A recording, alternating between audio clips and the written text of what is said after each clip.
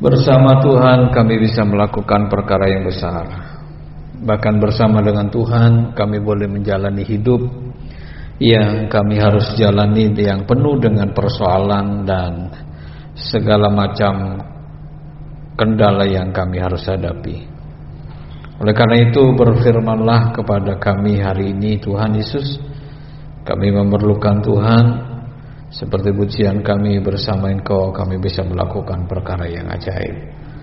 Berfirmanlah, kami memerlukan Tuhan. Firman Tuhan adalah Allah sendiri. Firman Tuhan adalah Tuhan sendiri yang melawat kami malam ini. Kami sambut dan kami terima firman Tuhan dengan penuh sukacita. Di dalam nama Tuhan Yesus Kristus kami bersyukur dan berdoa. Haleluya. Amin. Amin. Shalom Bapak Ibu. Puji Tuhan, hari ini kita akan belajar firman Tuhan Markus 12 ayat 24. Ya, kita baca sama-sama ayat ini. Saya akan cukup kupas habis tentang ini. Tadi pagi saya menyampaikan ini.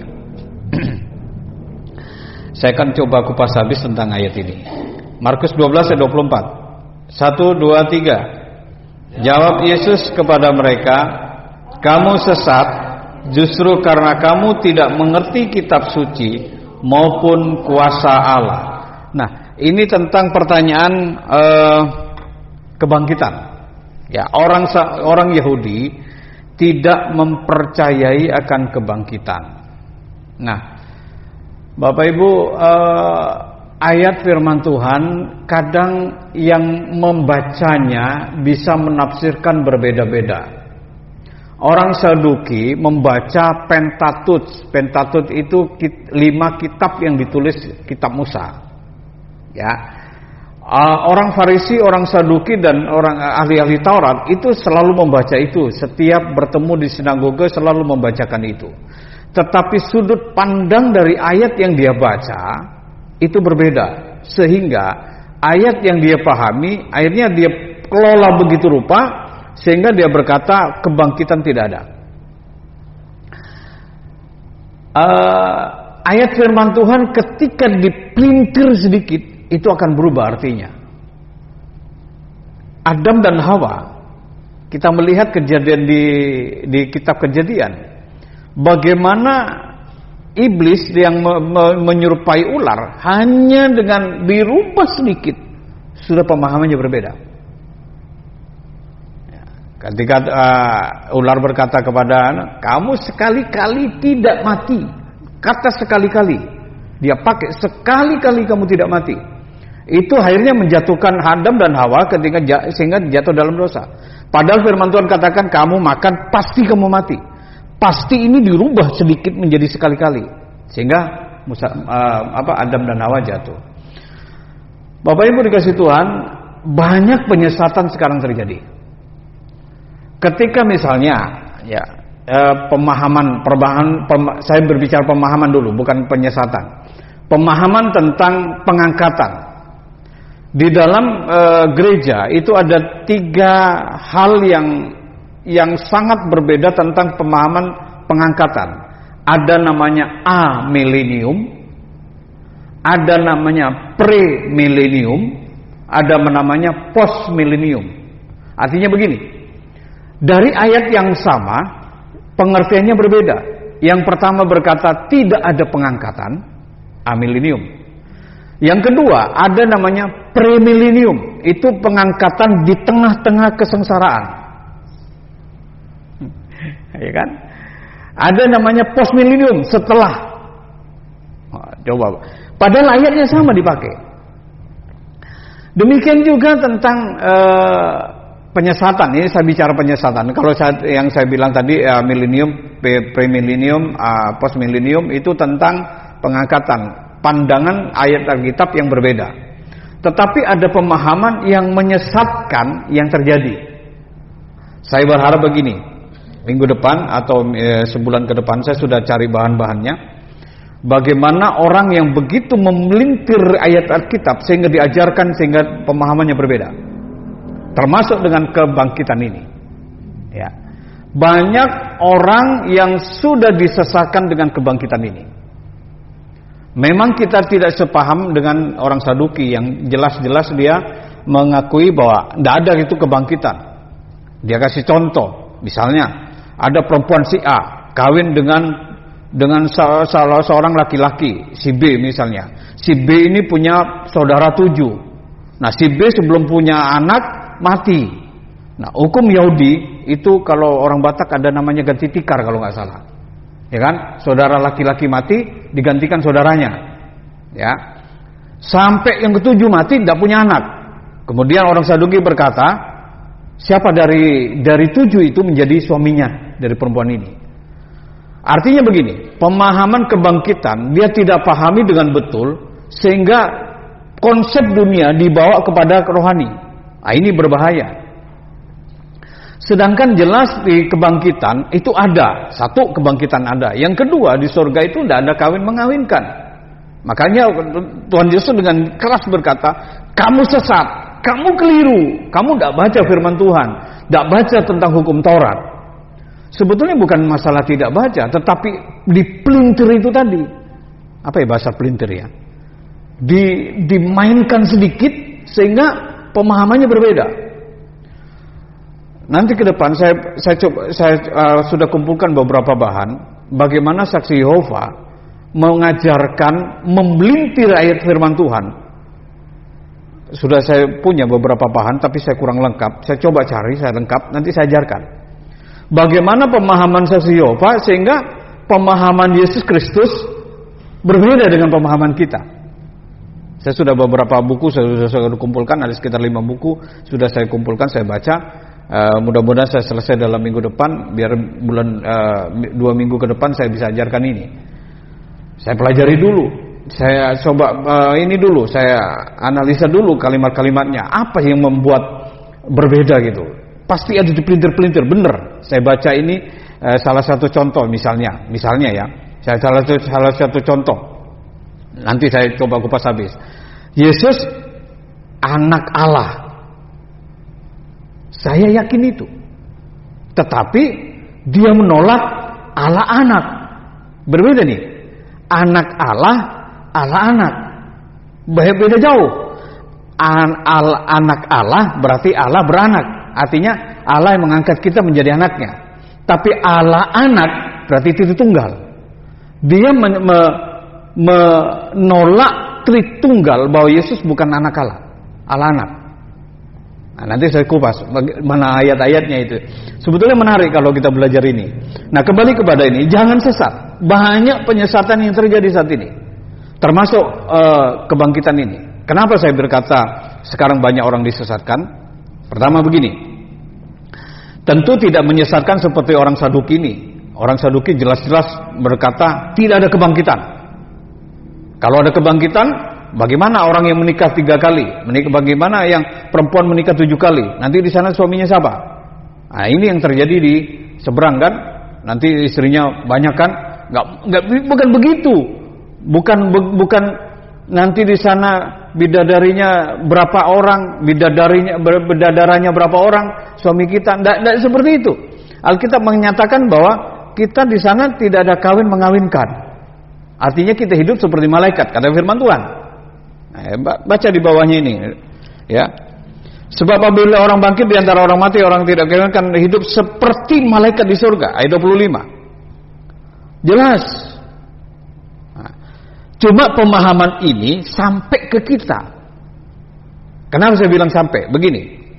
Orang sampai nggak takut mati, berbuat sembrono, berbuat seenaknya, sehingga berpikir nanti setelah mati nanti. Ini konsep bahwa tidak ada kebangkitan masuk ke kita sehingga kita nggak takut kepada hidup ini. Saya ulangi ya. Memang konsep orang Saduki tidak plak masuk kita, tapi konsep dasarnya sudah masuk ke kita. Konsep dasarnya begini. Orang akan tidak takut setelah kematian karena merasa tidak ada kebangkitan. Sehingga hidup sembrono, hidup suka-suka, hidup menzolimi orang lah, suka-suka lah, nipu suka-suka, waduh macam-macam. Sehingga konsep tadi bahwa setelah mati nggak ada apa-apa itu ada di dalam pikiran kita, sehingga hidup kita sembrono. Maka firman Tuhan pagi malam ini, jangan tersesat bahwa setelah kematian ada hidup, ada kebangkitan. Nah, Bapak Ibu dikasih Tuhan, ini camkan bagi kita. Nah, kalau kita sudah menyadari masuk kepala kita bahwa setelah mati ada kehidupan, kita nggak akan sembrono hidup ini. Kalaupun kita harus susah, harus banting tulang, harus menderita, nggak sebanding dengan hidup yang kekal. Makanya Rasul Paulus dalam tulisannya yang begitu ekstrim, dia berkata hidup ini sementara, nggak masalah. Aku menderita di bumi nggak masalah, karena ada mahkota di sana menanti. Artinya konsep kebangkitan ada di dalam kotak-kotaknya Paulus, sehingga hidup yang di dunia ini meskipun menderita, Paulus itu menderita. Saya tadi sebelum khotbah tadi saya membaca bagaimana contoh kehidupan Rasul Paulus. Dia tidak menikah.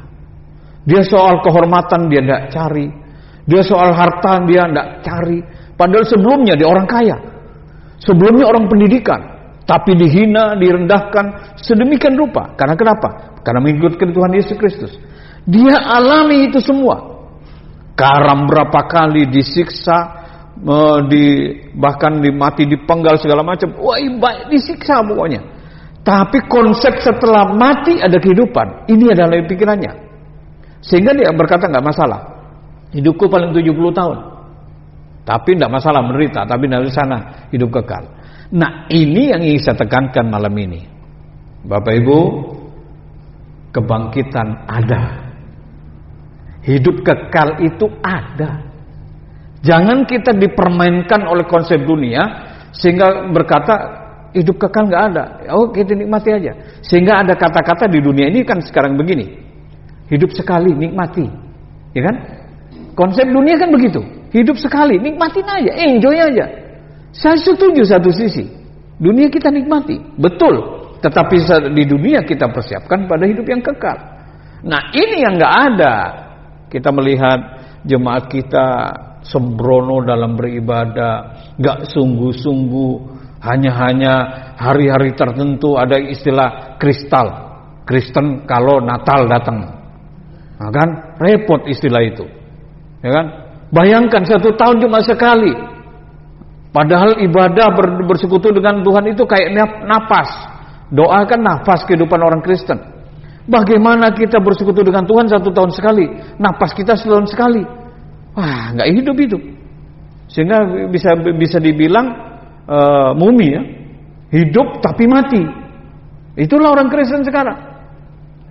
Oleh karena itu, Bapak Ibu dikasih Tuhan, saya tercengang dengan kalimat jangan sesat ini. Tadi pagi saya sampaikan ini, jangan kamu sesat. Ya, jangan kamu sesat. Justru kamu tidak mengerti kitab suci maupun kuasa Allah. Kita tidak memahami betul ayat-ayat Alkitab. Oleh karena itu saya beranggapan penting kalau kita belajar Alkitab nanti. Mungkin di hari Kamis kita coba belajar Alkitab. Seperti yang saya bilang tadi, saya coba ajar yang ada penyesatan-penyesatan terjadi yang saya bilang tadi. Saya coba kasih pemahaman bagi kita semua supaya kita ngerti. Oh, begini konsepnya. Seharusnya begini misalnya tentang kebangkitan tadi. Ya, kebangkitan ini. Sehingga kalau kita menyadari betul-betul ada kebangkitan. Bapak Ibu, jujur, saya boleh jujur. Kalau malam saya bangun, saya ngeri kalau saudara berkata, Tuhan, bagaimana nanti kalau saya mati? Saya di mana posisinya? Bukan berarti saya tidak meyakini saya selamat, tetapi saya ingin posisi bersama dengan Tuhan. Saya sampai seberapa jauh sih menyenangkan hati Tuhan? Saya kayaknya mesti jauh deh. Ketika saya membaca Alkitab, contoh seperti Rasul Paulus mungkin terlalu tinggi. Misalnya Timotius saja, misalnya Yakobus saja deh, masih jauh saya Tuhan. Dibandingkan dengan yang 12 murid, masih jauh. Jangan ke 12 murid. Saya berpikir saya punya gembala yang saya ceritakan di minggu kemarin ya, beberapa minggu yang lalu. Saya ceritakan punya gembala yang seperti air. ditendang diem aja, dicaci maki diem aja. Saya tidak seperti itu. Saya diinjek kaki saya melotot, ya kan? Saya disenggol saya ngamuk, disalip kiri saya ngebut. Masih duniawi. Saya berkata, masih jauh ya Tuhan. Bagaimana ini? Saya bergumul, kadang-kadang saya ngeri sedap. Waduh Tuhan, kalau bangun jam 1, jam 2, aduh susah tidur saya. Susah tidur lagi, jam 2, jam 3 itu. Saya bagusan dari duduk, saya berdoa, saya baca Alkitab. Saya apa yang saya inginkan, Tuhan inginkan, saya ingin perbaiki. Saya tidak mau disesatkan. Bapak Ibu, kalau soal menyesatkan, si Lucifer ini orang yang pintar. Bukan orangnya ya, malaikat pintar ini. Bayangin saja, malaikat yang dipengaruhi, Alkitab mencatat berapa? Yang dibawa menjadi penyesat Lucifer, 1/3 anggota kerajaan surga ditarik sama Lucifer. 1/3. 1/3 malaikat ditarik menjadi pengikutnya Lucifer. Jadi pengikutnya Lucifer, malaikat-malaikat yang ditarik itu sekarang jadi yang namanya hantu lah, yang jadi inilah itu pengikutnya itu. Pimpinannya Lucifer, yang ngajak 1/3 diajak malaikat surga. Saya berpikir, wah ini pinter ini, malaikat ini pinter.